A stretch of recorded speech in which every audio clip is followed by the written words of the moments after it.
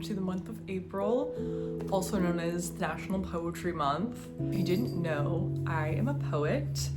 I've been writing for as long as I can remember, but I really got into poetry in high school, and then in college I took my first creative writing class, and then later on took an advanced poetry course, and that really introduced me to the world of poetry. I was reading it before, like I was on Tumblr, I was reading Rupi Kaur, like I knew about the poets of the Tumblr era, but it wasn't until that course where I was really exposed to a lot of classic poets, as well as a lot of living contemporary poets that I did not know about. So I have amassed quite a collection of poetry, actually. I was pretty surprised when I pulled all these books off the shelf. I haven't read all of them. A lot of them are thrifted. I am a sucker for thrifting books. It's actually insane.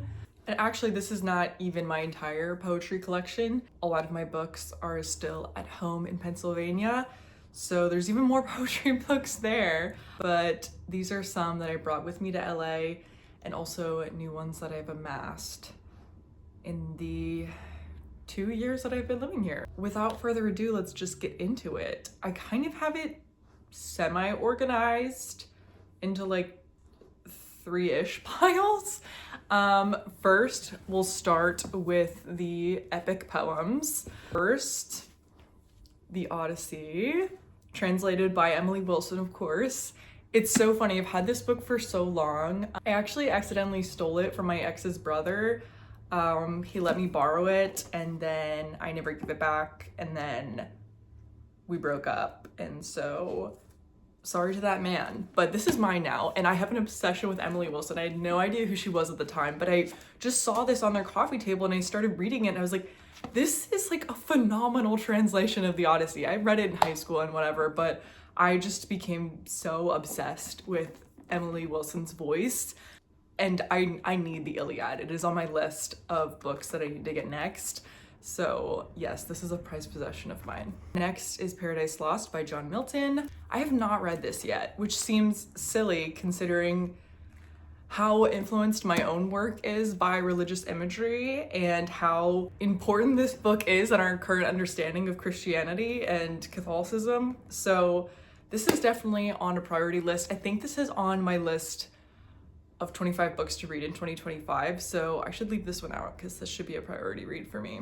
Next is one of my favorite epic poems, and a beautiful edition, might I add, The Inferno by Dante. I read this in high school, and my high school edition had the Italian cantos on the left side of the page and the translation on the right. It's very big, and I'm sure has a lot of strange annotations in it from high school me, but that is in Pennsylvania, and I try not to rebuy books.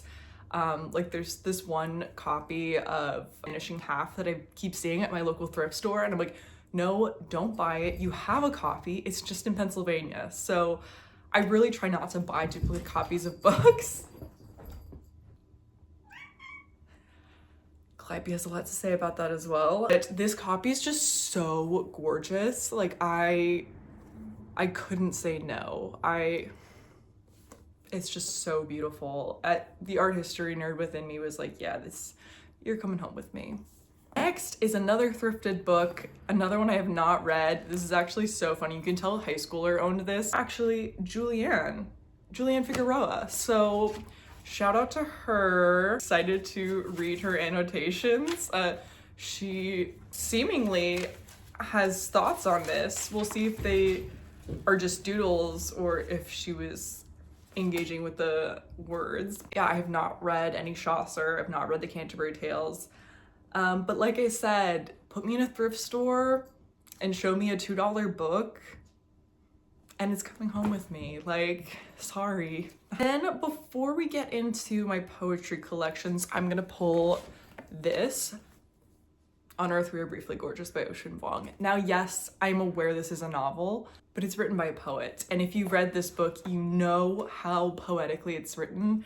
It's essentially, to me, a series of like long prose poems. I need to reread this again. It is just, I am so in love with Ocean Vuong's writing and his voice, and this novel is just, I think it would benefit a lot from a second read. Then my current read, which I wasn't sure whether to sort this into poetry or not, it's called Day Spring by Anthony Oliveira. It's like a genre-defying book, honestly. It's part memoir, like coming of age queer story, part contemporary queer retelling of Jesus and his love affair with one of his disciples, not Judas, which is what I thought when I bought this book. Of course Judas, he gives him a little kiss, and it is not Judas. I believe it's Andrew, which I'm like trying to go back to my days of confirmation and going to church every Sunday, and for the life of me cannot remember anything substantial about Andrew other than the fact I think he's Peter's brother. Anyway, I've just started this one. I'm like still in the very beginning, but it's written in poetry and in verse. Just to give you an example, there are no chapters. Every page is just prose and poetry, and the red text is Jesus speaking. But like I said, it's like, I really can't describe it. Like, you just have to read it for yourself. The author seamlessly switches between contemporary story of two queer men in love to religious stories and imagery from the Bible and the Gospels, and honestly it feels like rereading the Bible. Like, I read it before bed and I'm like, oh yes, just my daily verses. I have a lot to say about this book, and there's a lot of art history references as well. The 3rd of May by Goya, The Ecstasy of St. Teresa, a lot of really beautiful writing in this book. So I'm gonna go and put it with the epics / novels because it is telling a story across the whole book, just in a very poetic way. Next, we have my my Instagram poets, I want to say. That sounds so cruel, like I'm insulting it. That's not what I mean by this. This is just like people who have an online presence who have written poetry that is very reminiscent of Tumblr era poetry. Not necessarily a good or bad thing. I just have a distinction in my mind between them and my other poetry collections because these people, they wouldn't call themselves poets in the same way that the other poets I have in this pile would. So I think you'll understand what I mean once I start sharing. Anyway, so Flux by Orion Carlotto. I adore Orion. I've met her a couple times and she is just honestly such a creative light. I find her eye for visual aesthetics and words and photography so beautiful. This is her first poetry collection. I want to say this came out in like 2017. This came out in 2017. Very beautiful for what it is. I don't find myself rereading it. I do love a lot of the imagery she uses. Truly just love her so much as a person and respect her as an artist and writer. I'm excited to see what she does next. I saw her art exhibition in LA, Room of One's Own, and it was just like so creative. I hope she does more of that because it was really just such a lovely experience. She's a very deep thinker. She has a lot to say. I really love this one. It's definitely a maturation from Flux, and this is where she starts to incorporate some prose, some diary entries, as well as photographs that she's taken or other people have taken, as well as some art. I really love this one. The next is Gay Girl Prayers by Emily Austin. Emily Austin is a writer. I want to say she has 2 books out. One just came out recently. This is her first collection of poetry, and obviously by the cover and the subject matter, I had to partake. Overall, I kind of have the same thing to say about her poetry as I do about Orion's early work, is that it's just very surface level. It uses a lot of very beautiful imagery, but it's not written by someone who has studied the craft of poetry and form. But there are a lot of beautiful images in this. It's just when I compare it to something like this that is like goes so beyond the written word, they're just not really in the same category, if that makes sense. But I still value it. It's still on my shelf. My feet are falling asleep, so 1 second. Now my stack of the rest of my poetry collection, which really is not organized in any particular manner. Actually, let me start with this one because I feel like it's a good transition. This is Unsunned Swallowing by Dakota Warren, who is also an influencer. I don't know if she would call herself that. She's also a writer. I think she just finished her first novel, or at least the first draft. This is very similar in a lot of ways to Film for Her, in that there's poetry, there's imagery, a lot of emphasis on visual aesthetics. However, I would say that where Dakota differentiates herself from other poets is that she also has a clear love and understanding of the form of poetry. Not only are the word choices stunning, but I have a lot to say. I engaged with the poetry a lot, which is always a good sign when it comes to poetry that I love. But yeah, needless to say, I very much look forward to reading her debut novel, and it's such a lovely collection of poetry. And this is all in no particular order. I'm just going from top down on the stack. The Poetry of Robert Frost. I'm pretty sure this is a complete collection. Another thrift find, of course. I actually, get this, I have a Robert Frost tattoo. This tattoo right here, it says Other. There's a tattoo artist in LA who does a lot of tattooing and art with words. She chose a Robert Frost poem, Stopping by the Woods on a Snowy Evening, and she tattooed each word from that poem on a different person. So there are 108 of us who each have a word of that poem tattooed on our body. It was a really lovely project to be involved with. Next, we have You Get So Alone at Times That It Just Makes Sense by Charles Bukowski. This is not my only Charles Bukowski book. I also have a book of his poetry about cats back at home in Pennsylvania. Charles Bukowski is just such a fucking weird guy. I love and hate him. I love a lot of his writing. I get that he was like not a great person, but clearly very influential on the discipline. And I think there's a lot of value in his work. Next is Crush by Richard Silkin. I think I'm pronouncing that correctly, but I think this was a gift from someone. I don't remember intentionally going out to buy this, but I have not read it yet. However, this is interesting because it has a foreword by Louise Gluck, who we will get to in a moment. But he's the recipient of the Yale Younger Poets Prize, which is a literary award given to a poet who has not yet published their own volume of poetry. So this is a very exciting read. I've actually heard a lot about it more recently, so very excited to get into this. I'm gonna skip then, since we're on the topic, to Louise Gluck. She is everything to me. I first heard about her in my advanced poetry class because my professor so graciously compared my work to hers. She told me to look her up. It is like such a crazy compliment because now that I know who Louise Gluck is and have read so much of her poetry, I have 2 collections of her poetry, Winter Recipes from the Collective and The Wild Iris. I've definitely read Winter Recipes. Not my favorite collection by her. I'm like here and there with nature poetry sometimes, so this is like a very nature focused collection.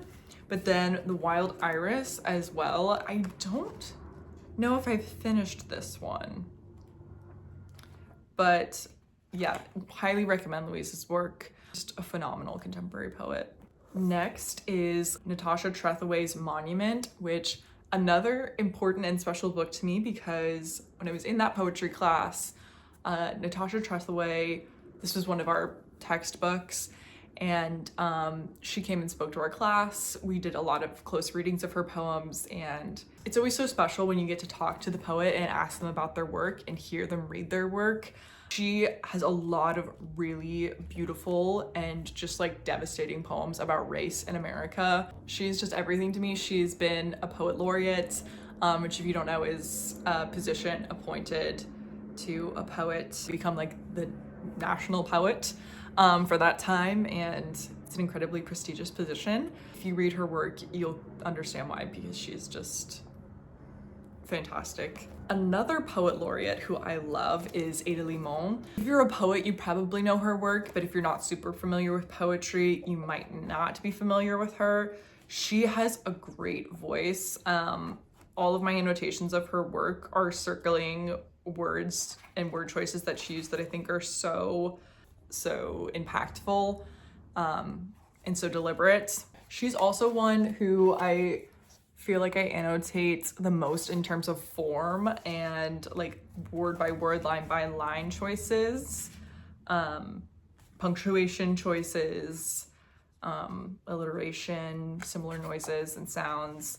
I feel like her poetry is definitely meant to be read aloud, or at least have a voice in your head while you're reading it. Next is another favorite of mine, and I'm sure many people who are not familiar with poetry are familiar with some of her work. It's Mary Oliver. I have 2 books of hers. I have Upstream and then a collection of new and selected poems. She's probably most famous for the Wild Geese poem. You do not have to be good.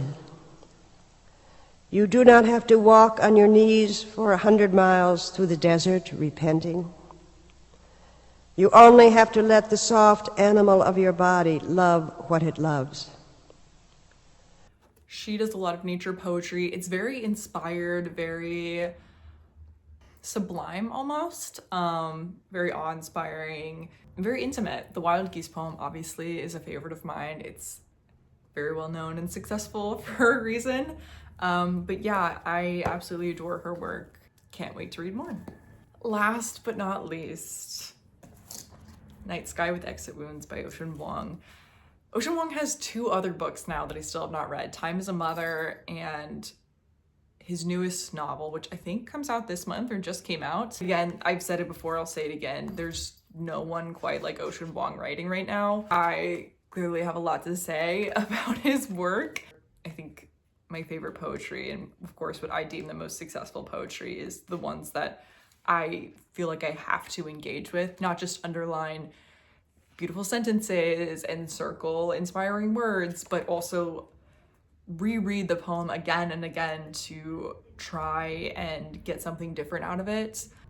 And Ocean Vuong is very, very good at that. I had a friend from college who wrote his English thesis on Ocean Vuong's work, and you could write many theses on Ocean Vuong's writing.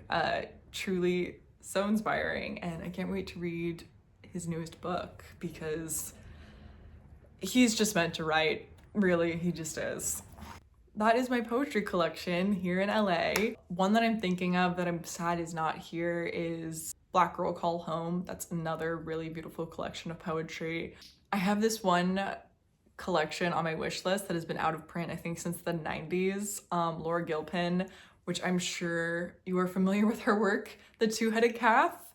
I would love to own a physical copy of that, but it has been out of print for many, many years, and you can really only find it going for like hundreds and thousands of dollars. So if anyone happens to see a copy of Hocus Pocus for the Universe, let me know. But yeah, that's my collection. I hope you enjoy April. Go out and read poetry, write poetry. Poetry's for everyone, and yeah, I'll see you next time.